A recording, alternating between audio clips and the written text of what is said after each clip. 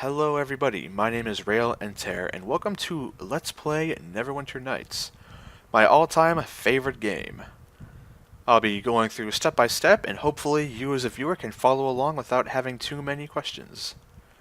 Or if you do, hopefully I'll answer them correctly. We'll start a new game. I will choose the Neverwinter Nights campaign. And we'll start with the prelude, or the tutorial if you prefer. Create a brand new character. Our first choice we are faced with is gender. The choice of making your character male or female is purely an aesthetic one, as both are equally capable. In Neverwinter Nights, gender has no bearing on the ways in which skills or abilities are applied. I'll choose male. Race. A race is a group of character types who share certain attributes. There are 7 to choose from, each with their own strengths and weaknesses relative to the others. I'm going to choose a dwarf. Dwarves are known for their skill in warfare, their ability to withstand physical and magical punishment, their hard work, and their capacity for drinking ale. Dwarves are slow to jest and suspicious of strangers, but they are generous to those who earn their trust. They stand just 4 to 4.5 feet tall, but are broad and compactly built, almost as wide as they are tall. Dwarf skin varies from deep tan to light brown, and their hair is black, gray, or brown. Dwarven men value their beards highly. Dwarven abilities. They gain +2 Constitution and -2 Charisma, so they are hardier by nature but have a certain lack of force of personality, if you will. For special abilities, they have Stone Cunning, meaning they gain +2 racial bonus on search checks made in subterranean areas, so when they're underground, they're at home. They have Dark Vision. They can see completely normal in pitch black darkness, again, due to their habitat in the underground territory. They also have a hardiness versus poisons and spells. They have +2 saving throws against such, making them, again, physically and mentally quite defensive. Offensive training versus orcs and goblinoids. Dwarves do not get along with orcs or goblins. They gain a +1 racial bonus to attack rolls against such. They are also very good against dodging giants. They gain a +4 dodge bonus to their armor against giants. And finally, they gain a +2 racial bonus to lore checks. Portrait. Again, this is purely aesthetic. I'm going to choose this one. This one I like very much so. It maybe gives you a clue as to what I'm going to choose for my class. Now, there are many classes, again with their own playstyles, advantages, and disadvantages. If you want to be the sneaky backstabber, you might be a rogue, for example, and maybe even become an elusive assassin later on. If you want to be a fighter of truth and justice, you might become a paladin, and then, further on upgrade to a champion of Torm.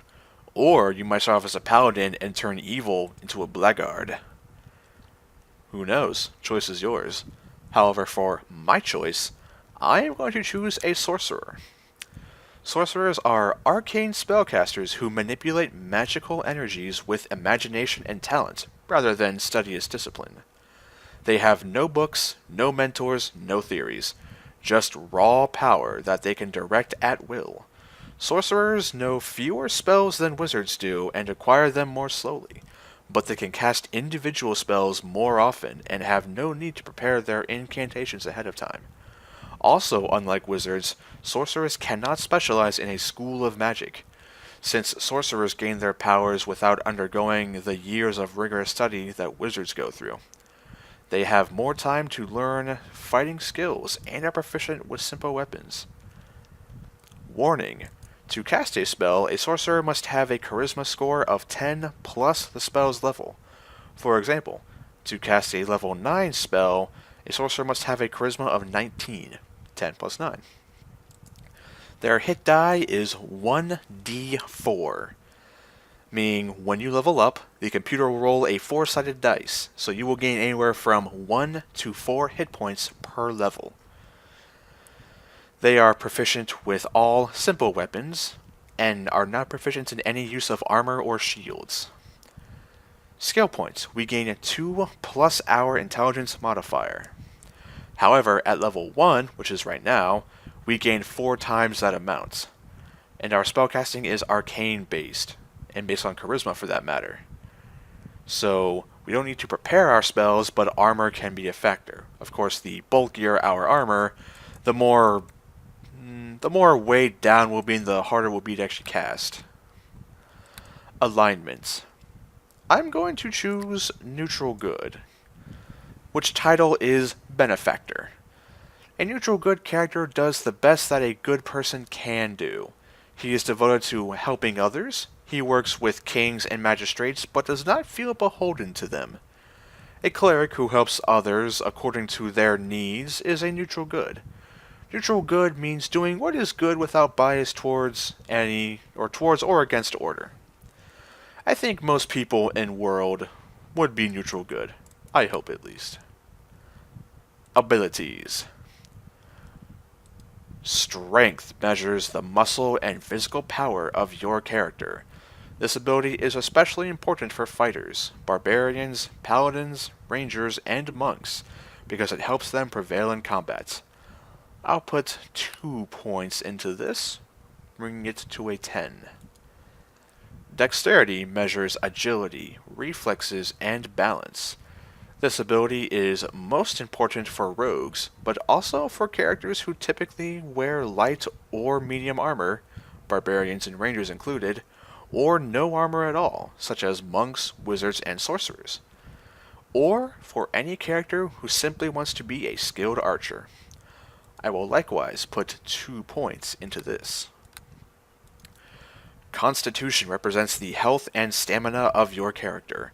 High Constitution increases the number of hit points a character has, therefore affecting how much damage they can take. And this makes it important for everyone, but especially so for fighters. If Constitution ever increases, hit points increase retroactively as well. Spellcasters also need strong Constitution to keep their spells from being interrupted during combat.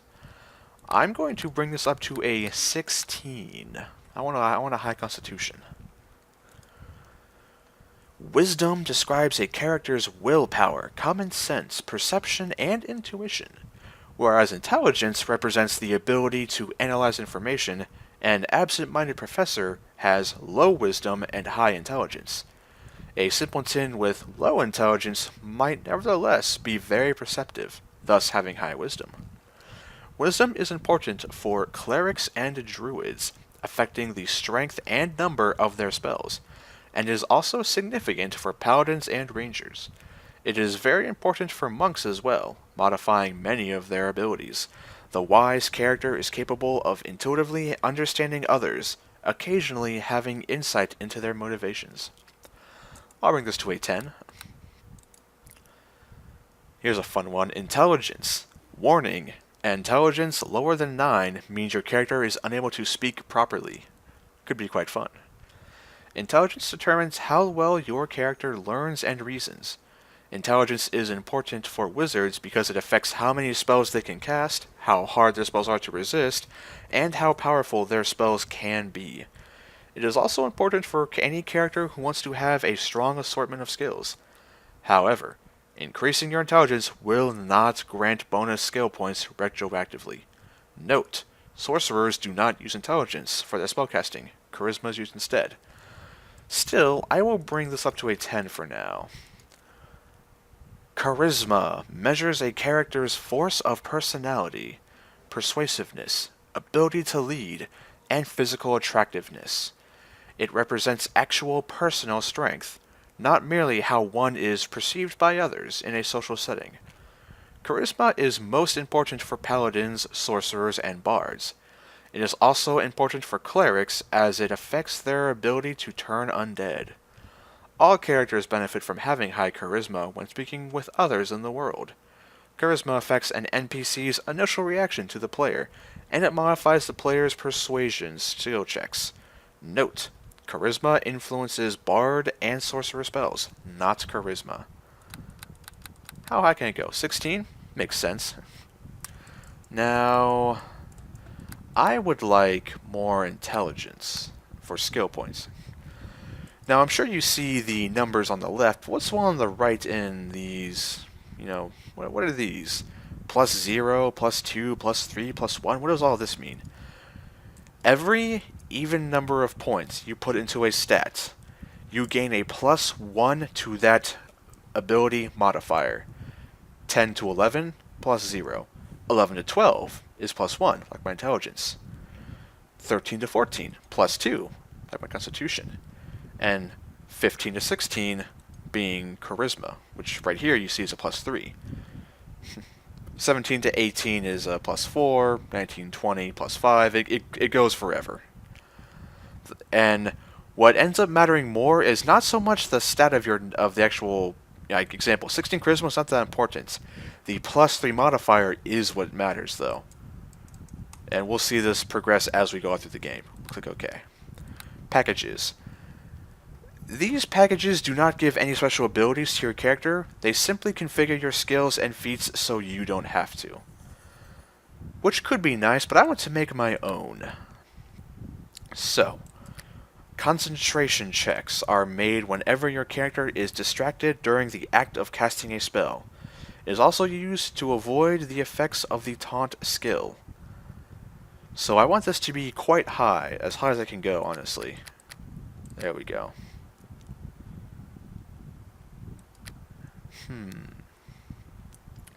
I think I want Intimidate. A character can use this skill to get a bully to back down or to make a prisoner give the information he wants to have. Pretty self-explanatory. Intimidate lets you scare people a bit. Let me see. What else do I want? Spellcraft would be nice. Spellcraft is used to identify spells and to perform counter spells. That said, though, sorcerers are not learned as such. Again, their power comes from within, not study.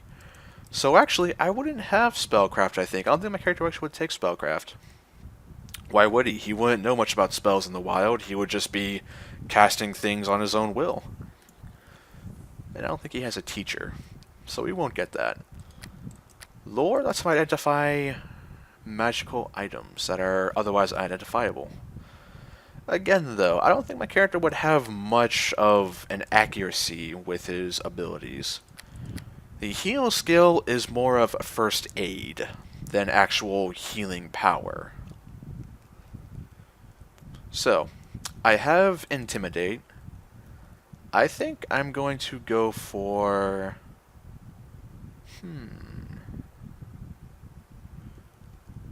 Oh, what a tough call. I'm going to go for Appraise. What does Appraise do? The higher the character's skill, the better the price received when selling or purchasing goods. Well, there you go. So my character can get better prices of things.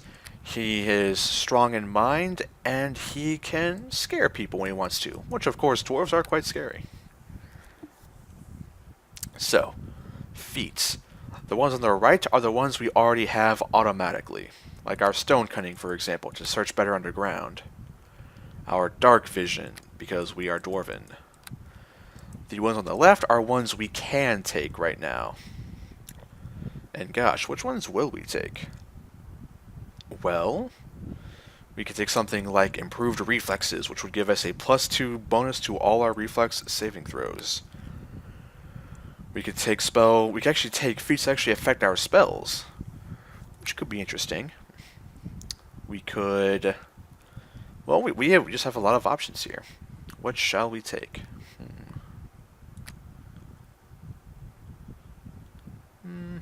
I like the idea of Strong Soul. Character gains a +1 bonus to Fortitude and Will saving throws, as well as a +1 bonus to any saving throw versus Death Magic. Now, the stats are nice, but I like this in terms of the feel. My character is very high on Constitution and Concentration, and very durable in body. I think it'd be nice to be durable in mind and soul as well. Maybe not intentionally by his standard, but I like that idea. Spells. We gain 4 0-level spells, otherwise known as cantrips. 4 of these, huh? I don't really need light because I have perfect dark vision. I see absolutely no reason to have light. Now let's see here. Daze. If a target humanoid creature has 5 hit dice or less, they are dazed for 2 rounds. Which means they literally can't do anything. They are just standing there for a couple turns, just being... I like that. What do we have here? Electric Jolt. The caster does 1d3 points of electric damage to the target. Acid Splash, same thing. Ray of Frost, is different. Does 1d4 plus 1 cold damage to a single target creature. So while the others only do 1 to 3, this will deal 2 to 5. Now what's the difference here? Range short, no spell, or no spell save. These do less damage but are further range. So there you have your trade-off. Do you want more damage but up close, meaning more threat, or far away with lower damage? Given my durable nature, I have no problem going in close quarters to cast a spell of devastating proportions. What does Flare do? A burst of hot light is fired from the caster to one target, making it suffer a -1 penalty to attack rolls. That could make all the difference, honestly. -1 to attack rolls. And Resistance. Grants the target creature a +1 bonus to all saving throws. This lasts for 2 turns. That's not bad. This feels very balanced. I have a crowd control ability, a debuff, a buff, and a damage spell. I'm feeling good with that. For level 1 spells, we have far more options here. Scare. This sounds fun. This belongs to the School of Necromancy. Its descriptors are Fear and Mind Affecting. Range is short, affects a single creature. Duration is 1d4 rounds, so it can last for 1 round or 4 rounds. The counter spells are Remove Fear, which makes sense, and if you make your saving throw, you negate it. Spell resistance can also play effect of this. A target creature with 5 hit dice or less is afflicted with Fear and suffers a -2 morale check to attack, damage, and saving rolls. Ooh. I like that quite a bit, actually. I feel as if I want my character to be somewhat of a Siphon, or an Ardent, and if you know what those mean, good for you. If not, I'll explain. I like the idea of, why can't emotion be a spellcraft? When one feels courageous and unstoppable, you actually do become somewhat courageous and unstoppable. When you feel sick, if you're a hypochondriac and you know you are sick, even though you aren't, you still get ailments. Your body reacts as if you were sick from a physical malady. So I think if I make you feel like you're weak and helpless, why can't you just be weak and helpless then? I like the idea of being the emotion mancer, if you will. I find it to be quite fun. Rave Enfeeblement is less about emotion and more of a straightforward, straight-up draining the enemy's strength. What is Iron Guts? Target creature gains +4 bonus to all fortitude against poison. That could be quite cool. I think Charm Person would fall underneath my descriptor of Mind Affecting. Actually, yes it would. There you go. So what does Charm Person do? Well, short range. In the eyes of the target humanoid, the personal reputation of the caster is improved by 50%. So if we cast this on an enemy, they are less likely to attack us as opposed to our comrade.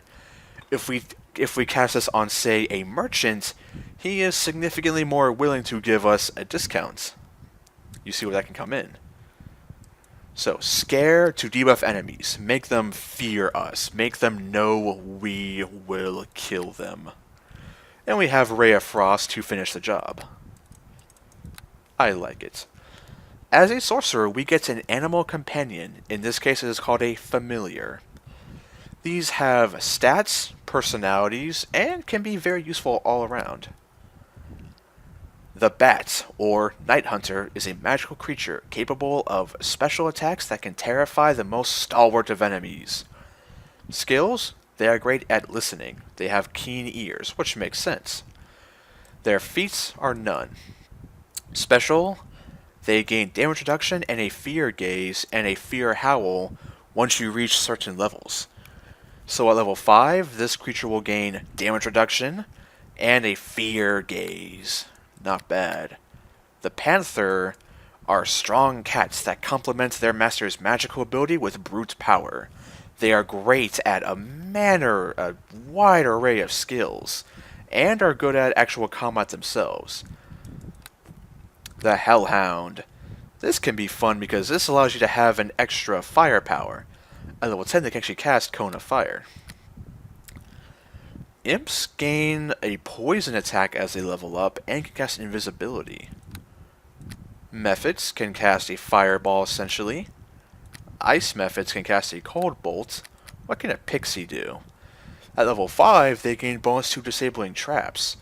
They can also cast invisibility 1 time per day, and they get extra charges per day. Wow. Pixies are sneaky and mischievous creatures that are fond of adventures, but they prefer to disappear when directly endangered. So this is actually a very good pocket rogue. They can open locks, they can disable traps. I like that a lot mechanically. Raven. These, not so much. What can these do? Ravens are sly tricksters, fond of quickly attacking an enemy and then darting away. They have skills of detecting traps, search, spot, listen, hide, and they gain toughness. So these are actually all-around pocket scouts. They can detect traps and enemies for you and scout ahead. That's actually fairly useful. Ah, the Fairy Dragon. The Fairy Dragon is a small dragon that enjoys pranks and practical jokes. However, they should not be underestimated because of their playful nature. So, they gain bonuses they can hide and move silently, so they're great at stealth. They also have alertness and improved evasion. They can also cast invisibility, bolts, confuse, and later on they get better. Pseudo Dragon. These are more of the brute counterparts. They are miniature red dragons, as you can see from the picture. They have poison and bites. They are scary. The Eyeball is mysterious, quite honestly. They have spells, but you can't know them, because a beholder does not share its secrets with its master, regardless of situations. They are essentially baby beholders. These small creatures are close cousins to beholders. Like their cousins, they are capable of casting magic, using their eye stalks. Eyeballs are usually adopted as familiars by spellcasters of evil alignments. I think I like the idea of a pixie, but I'm also tempted to go for a bat, to go with the fear motif, because it can cast damage, it can get the fear gaze. I like that idea of that. And let's see here, what else can they do? Damage-wise, they do respectable enough damage. They are quite squishy though, only 4 hit points and 9 armor. Although the pixie is even more less durable. But, the pixie would be good for traps and the like. The bat would be good for fearing enemies, but I think the pixie provides more of a fun character. We'll choose the pixie. And now we customize our character. This is all for looks. This is purely aesthetics. A beard, an eye patch, another beard.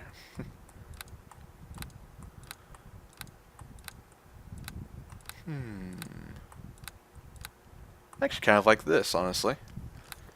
And we'll choose, yeah, maybe not that dark, maybe just a really dark brown. Can I get a really dark brown? That's not a dark brown. Okay, maybe just black then. We'll go for a jet black kind of beard. Dark beard. Yeah, like the thing said, they also tend to be tan. Not that tan. Maybe a shade lighter. There we go. That's a bit better. Bit of a light tan going on. Clothing. Oh yeah, body size. We want to be kind of large, or kind of, well, regardless, you're kind of large as a dwarf anyway, but do you want it to be sort of massive body weight or small body weight? I'll choose normal for now. Clothing. What do we walk in with the game looking like? Yeah, no.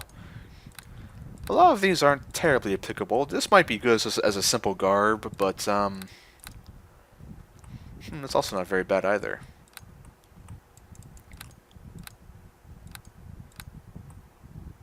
That's rather thievish. That's a little bright for my likings. This is very simple, but it seems more of a cleric's robe in my eyes. So maybe we'll just go for a simpleton's outfit. We're not anything special. We're really not. Get on them! Attack, I say! Aha! Now we choose our voice. To your weapons, and don't let up. Attack! By my direction, attack! Attack! Get on them! Attack! Attack! Attack! Give it up! You ain't got a chance! Now for a dwarf, this sounds the most likely. Their time has come. Your end draws nigh. Pray to whatever gods you worship. Prepare to become one with eternity. That sounds quite scary, actually. I do like that idea. Healer, to my side. I require your services. Attack! Kill them now! Your end. Pray to whatever gods you worship. I'm tempted for the power hungry. It doesn't sound terribly dwarfish, but I do like its style. We're gonna go with that. Name, age, and backstory.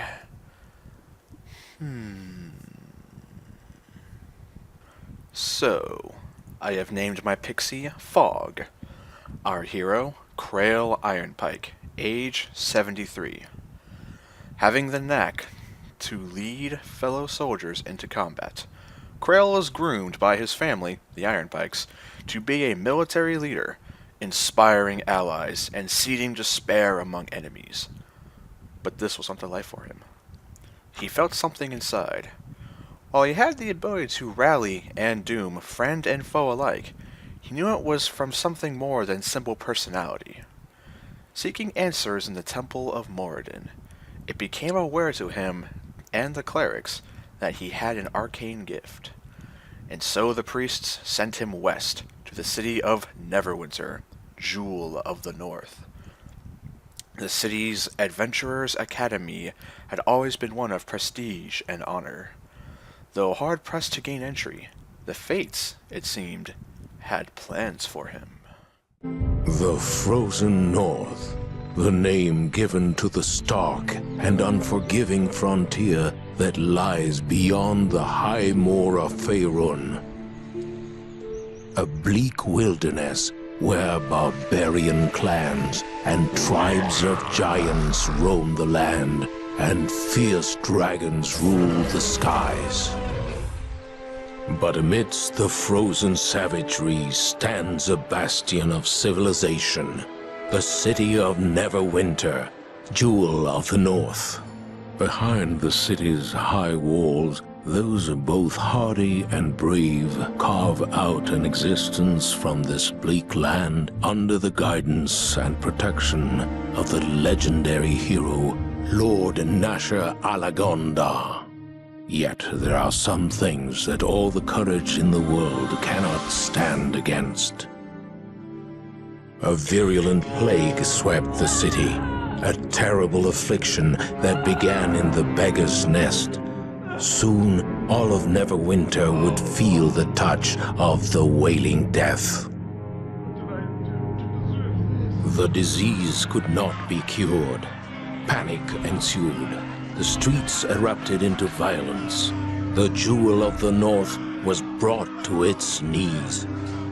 To save Neverwinter, Lady Aribeth de Tilmarand, Paladin of Tyr, and Lord Nasher's right hand put forth the call for a champion. A rush of would-be heroes answered her call, Some drawn by promises of grandeur and glory, others by the lure of gold. Those with the greatest potential were initiated into the academy to train and study under the greatest minds of Neverwinter, all in the hopes a champion might emerge to save the city from the wailing death, and whatever sinister force might be behind it.